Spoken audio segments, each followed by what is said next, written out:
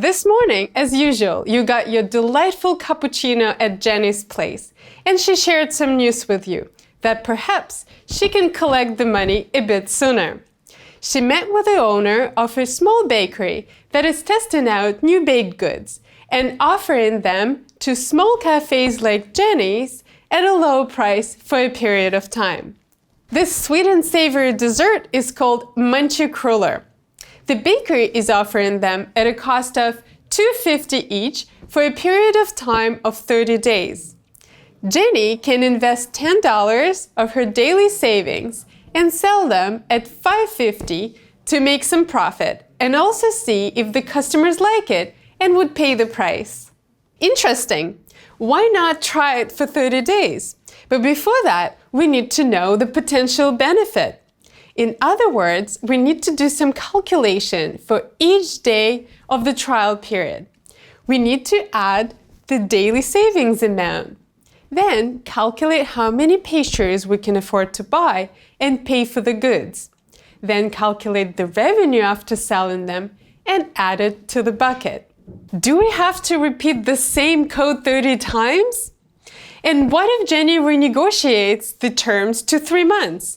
That's 90 times. No and no. Instead, we are going to use loops. Loops are a part of control flow in Swift and other programming languages. Its purpose is to execute a block of code a number of times. To help with our new calculation, we are going to use a for-in loop. The for-in loop allows us to execute a piece of code a number of times. And the number of times is defined by using a new data type called range. A range is a piece of information that specifies a starting number and the ending number. We can call it minimum and maximum or upper and lower limits. There are two types of ranges. The closed one is when the lower and upper limits both are included in the range. And semi-open one, when only the lower limit is included, but the upper one is left out. To define a closed range, we use triple dot in between the numbers. And to define the semi-open one, we use double dot followed by a less comparison sign. To make an example, let's take a range from 1 to 5. In case of a closed range, the numbers included will be 1, 2, 3, 4, and 5. In case of a semi-open one, only the numbers from 1 to 4 will be included, and the 5 will be left out. That's all cool. We don't need to repeat our code 30 times after all. Let's prove that with the code. Let's start by experimenting with a very handy function of Swift. It's called print. It allows us to print anything we like in the console of our playground. It's very handy while developing the code. We can use it by simply typing print and providing any value we want in the brackets. For example, we want to print number 10. We can observe results in two places right now. The first one, the output panel, where our code gets interpreted line by line. And the second one is the console. The console is located in the bottom of our window. If you have it hidden, you can click this button in the left bottom corner to hide and reveal the console. You probably also notice the play button right beside it. We know that our code gets interpreted line by line immediately. However, we can use this button to force the execution of our code manually. Now back to our print function. We can also use variables with it.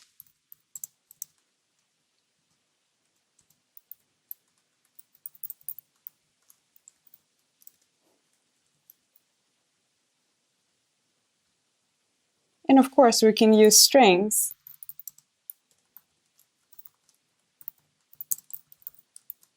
And we can also concatenate strings within it.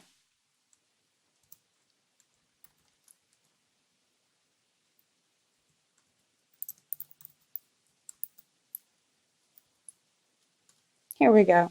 Now let's use print to make cappuccino. We made 1 cup, and if we want to make 5, we could copy it 5 times. But we already know that this is not a suitable solution for us.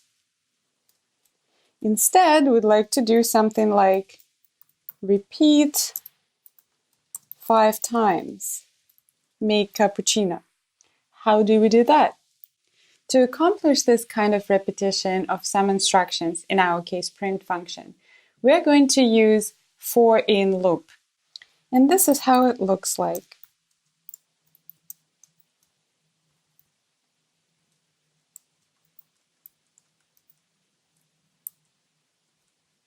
What we can observe here is that the output panel tells us that our instructions will be executed 5 times. In our case, the print function make cappuccino.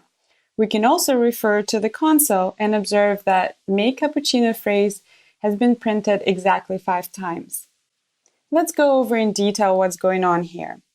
We have a variable I that is in the beginning assuming a value of 1. Then it proceeds to executing the instructions that we placed between our curly brackets. After finishing the first execution, our variable I assumes value of 2 and executes this code again, and so on and so forth until it reaches 5. To demonstrate this, let's add another print function.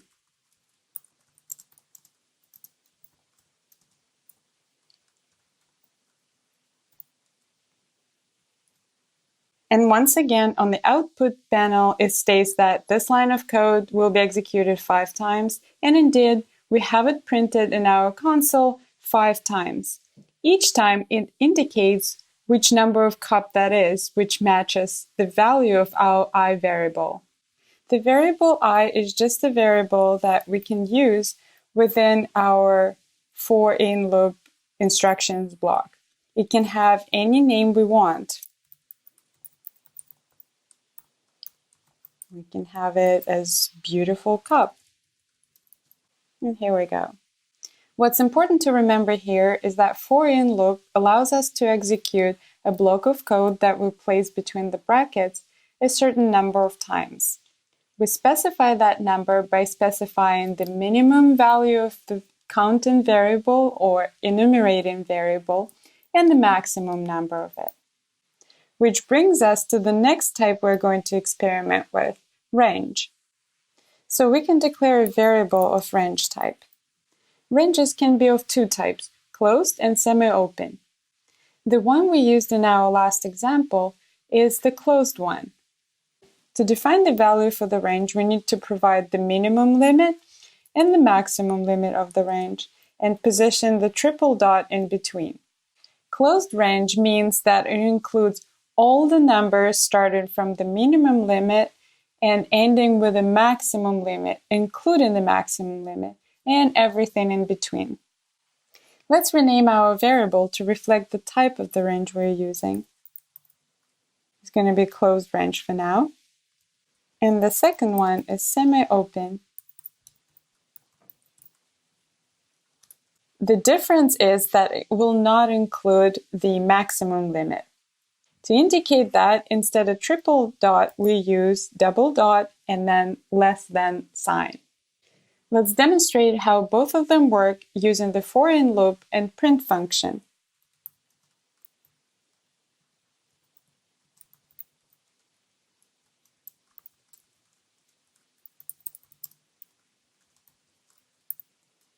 As we can see, using closed range prints our I variable 5 times. On the other hand, using semi-open range prints it only 4 times. Now pause this video and do a little exercise.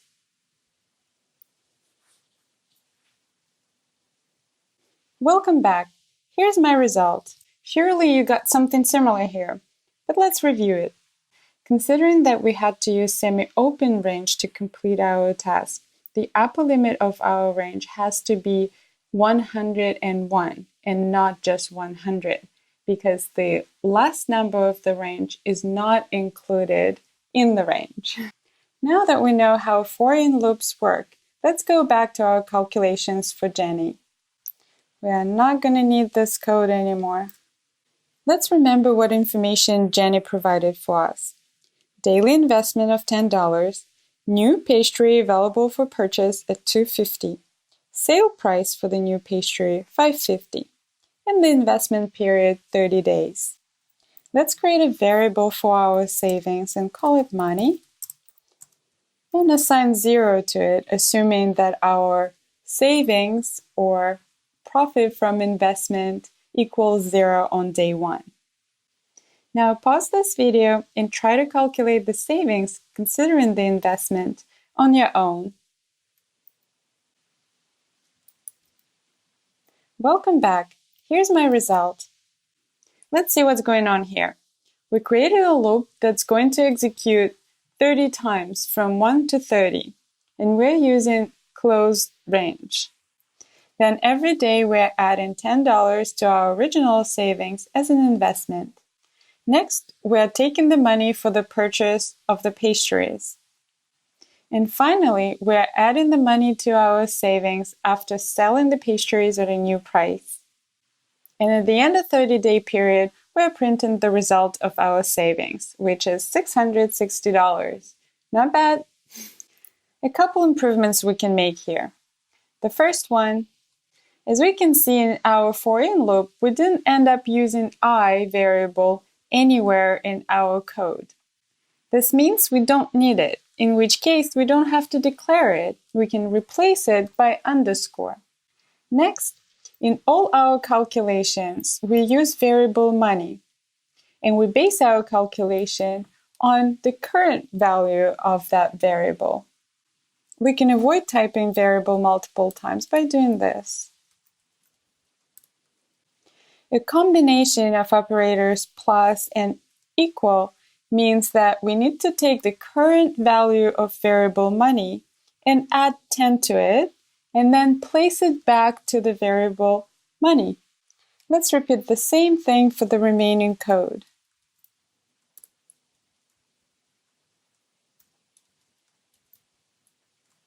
We can use the same approach for multiplication and division.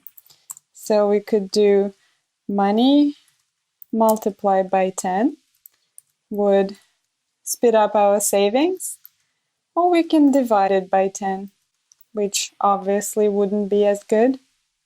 We have no reason to do that for Jenny, of course. Now let's improve our code even more.